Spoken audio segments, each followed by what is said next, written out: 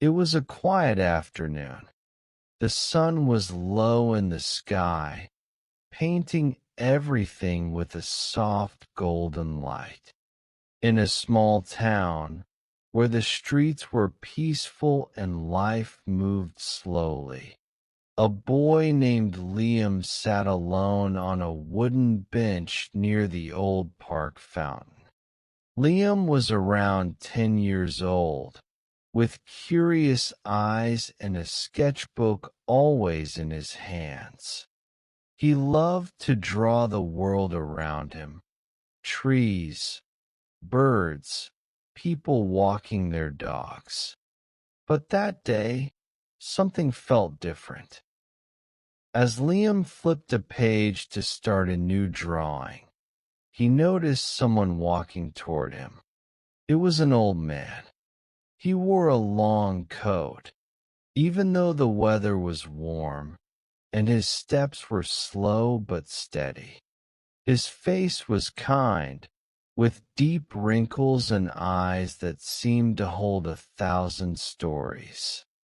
Without saying much, the old man stopped in front of Liam, reached into his pocket, and pulled out a small object wrapped in brown paper and tied with a thin string. He smiled gently and said in a soft voice, "This is for you." Liam blinked, surprised. "For me?" The man nodded. "Yes, you'll understand later." And with that, he turned and walked away, down the path, past the trees, until he was gone. Liam looked around, wondering if anyone else had seen what just happened. But the park was nearly empty. Birds chirped in the distance. A breeze moved through the leaves above. He looked down at the package in his hands. It was light, small, and carefully wrapped. Whatever was inside, it didn't feel ordinary. Holding it close to his chest, Liam stood up and walked home, his heart full of questions and a strange feeling he couldn't explain. Something had begun. Liam placed the small package on his desk and stared at it for a moment. The paper was old but neat, the string tied in a perfect knot. He hesitated before unwrapping it, almost like he was opening something sacred. Carefully, he pulled the string and unfolded the paper. Inside was a small wooden box, smooth to the touch and warm, almost as if it had been held by someone for a long time. On the top, there was a strange symbol carved into the surface, a circle with 3 lines crossing it. Liam had never seen anything like it before. He opened the lid slowly.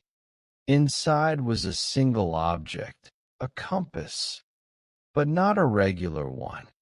It looked antique, the glass slightly scratched, the needle delicate and thin.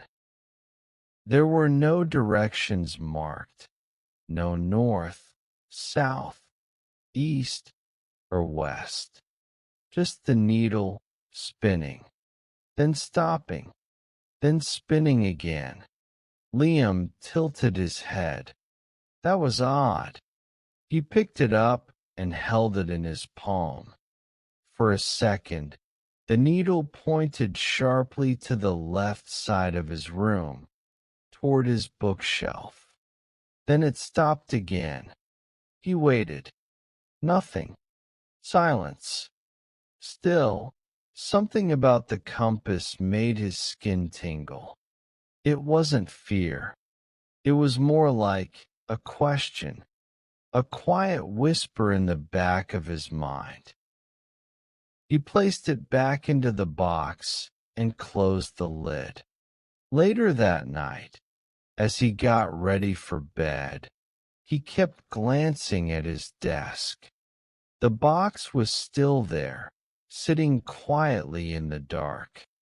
But just before he turned off the lights, he thought he saw the lid move slightly, as if something inside had shifted. He walked over slowly and opened it once more. Now, next to the compass, there was a small folded piece of paper, but he was sure it hadn't been there before. He picked it up, unfolded it carefully, and read the words written in faded ink. Not all directions are on the map. Liam stared at the message. What did it mean? And who was that old man? He didn't have answers yet, but he was sure of one thing now. This was no ordinary gift.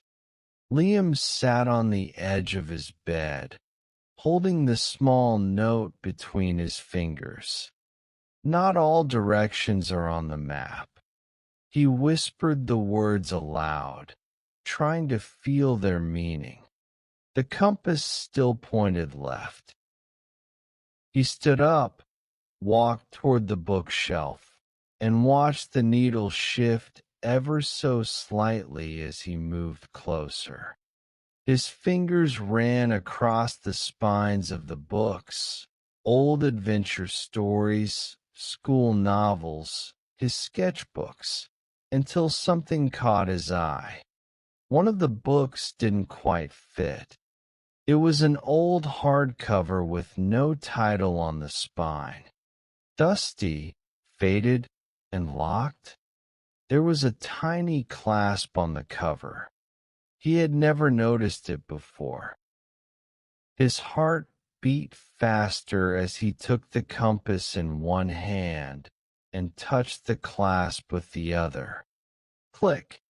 It opened. Inside the book was a hollowed-out space. And inside that space, tucked carefully, was a black-and-white photograph. It showed a young woman and a man standing in front of an old building. The man looked very familiar. He had the same kind eyes, the same deep smile.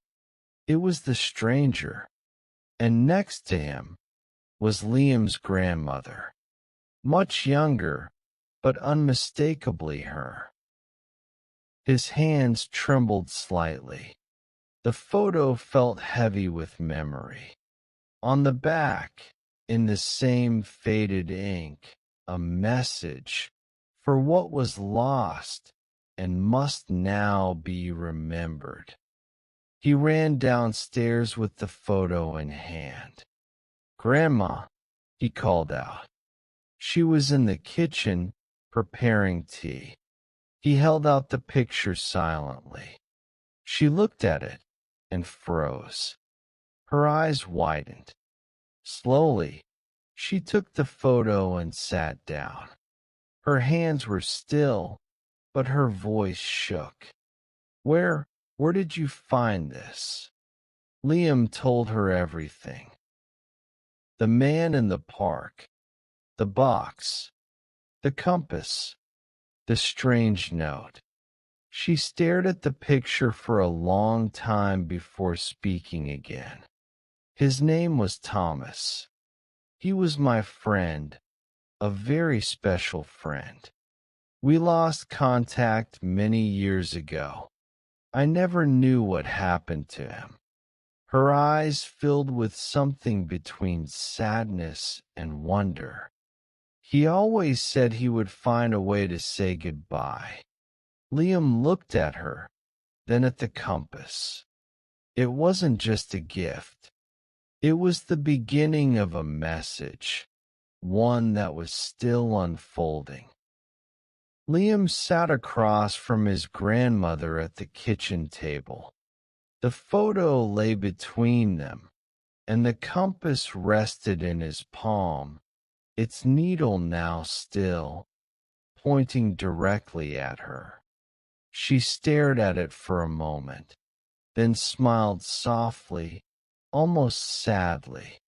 You know, she said, her voice gentle, Thomas used to love puzzles. When we were young, he created little treasure hunts for me. Clues hidden in books, riddles tucked inside tree bark. I think he's doing it again. Liam's eyes lit up. You think there's more? She nodded. If he really left this for you, then yes. There's more. The next morning, they started their search. The compass led them to the old greenhouse behind the house. It hadn't been used in years. Vines had crept through the windows, and dust covered every surface. But as they stepped inside, the needle turned sharply to the left toward an old workbench. Liam pulled open one of the drawers. Inside was a yellowed envelope with his name on it. He opened it slowly. Another note. The place where stories sleep is where the next key hides. The library, his grandmother said immediately. The town library. It's where we used to go every Saturday. So they went. The old library was quiet, almost forgotten, but still standing. The air smelled of old paper and wood polish.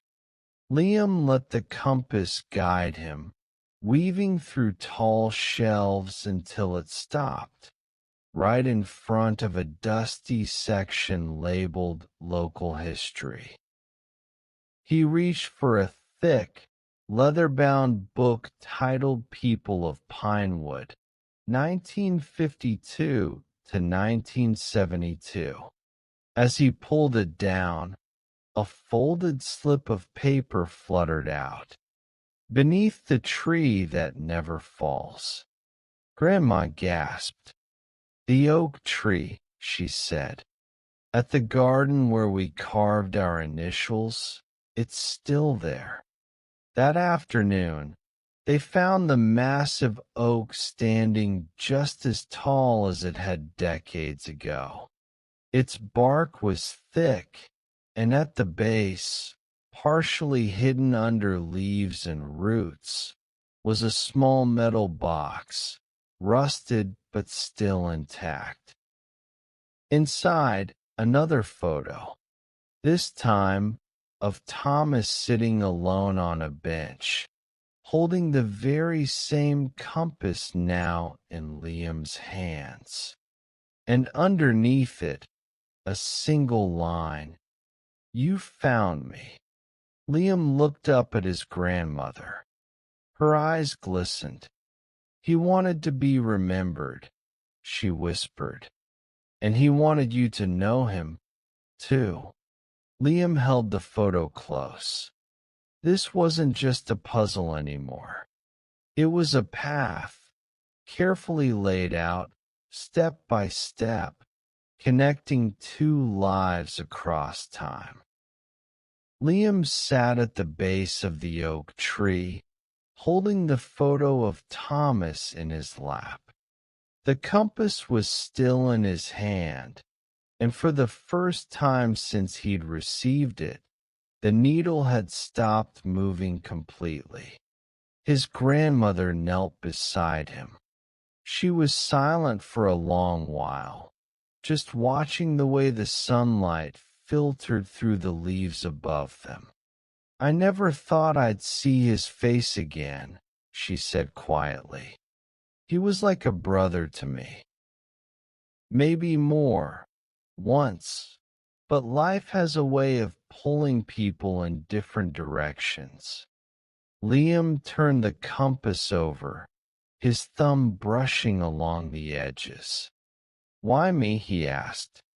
"Why did he give this to me and not to you?" His grandmother smiled. because I think he knew you would follow it. He must have seen something in you, a spark, maybe the same one he had when we were kids." She looked up at the tree. "And maybe he didn't want me to relive the past. Maybe he wanted me to see it through your eyes, fresh, open, full of wonder." Liam opened the metal box again and looked more carefully. Beneath the photo, there was something else, a small notebook, its leather cover cracked and faded. He flipped it open. The first page read, "To the one who finds this, I'm sorry I disappeared, but I never forgot. This is my story." He and his grandmother sat together as they read the entries. Short reflections, memories, poems. Thomas had traveled, struggled, grown older, and missed the home he left behind. Every word carried love, guilt, and longing.